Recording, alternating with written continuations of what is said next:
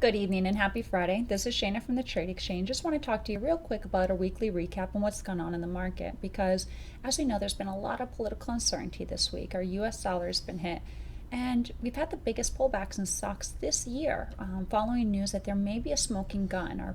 Our ex FBI Director James Comey, news circulating that there may be a memo out that President Trump possibly asked him to stop investigating our past National Security Advisor, Michael Flynn. So, with fears that this memo could be out there, we've seen the stocks really pull back on this political uncertainty.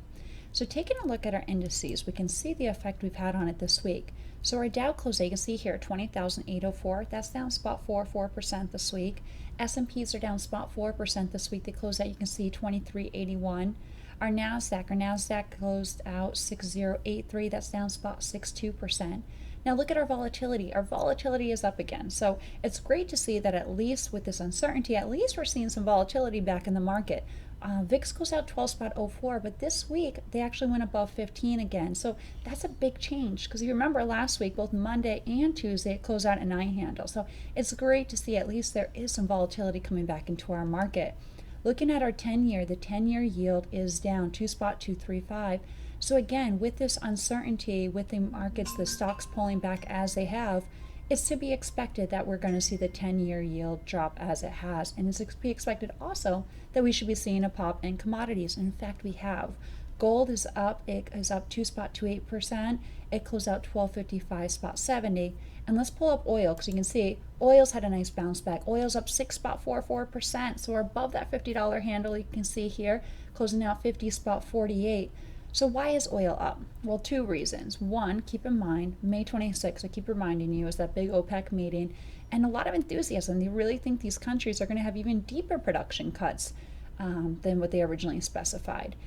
But also another big reason, U.S. oil, crude oil, is based in U.S. dollars. And so with this big hit on the U.S. dollar, which we'll talk about in just a moment, it is inversely related. So as the U.S. dollar weakens, we typically do see a bounce in crude oil, and that is what we're seeing. So crude oil is up, again, 6.44%. Now we did see a bit of weakness today because today, earlier, the Baker Hughes numbers came out, and the U.S. rig count number, though, for gas and oil was up plus 16 at 901. And the U.S. rig oil count was up plus 8 at 720. So following that data from Baker Hughes, we saw a bit of weakness in crude oil, but it has since bounced back before the market. Again, it closed out 50.48. Let's take a look at the U.S. dollar.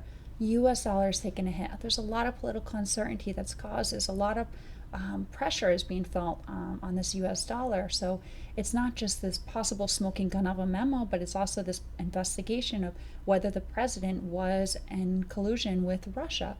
And so with this political uncertainty, we're feeling our U.S. dollar has felt this pressure. It closed out 97.12. Now if you take a look at this chart, if you take a look here, you can see the last time we've had these kind of lows was back in November 2016, around the time of the election. So U.S. dollar is really feeling the pressure, and not just from our political environment, also with the euro bouncing back. Keep in mind the French elections are over and the ECB can finally start focusing on monetary policy again. It's having a positive push on the euro, and that's putting pressure on the U.S. dollar as well. So again, the U.S. dollar closed out 97.12. So I hope you had a wonderful week, and we look forward to joining you next week and seeing what happens, if there's any more news of this memo, and if the markets can calm down, if they get a bit more stability with hopefully some question answered as to what is going on in our political landscape. As we know, our president is away on foreign affairs, so it'll be interesting to see what develops over the next week. I want to thank you all for watching, and I hope you had a wonderful weekend. I hope you had a great week trading, and I look forward to joining you first thing Monday morning. Have a great week. Bye-bye.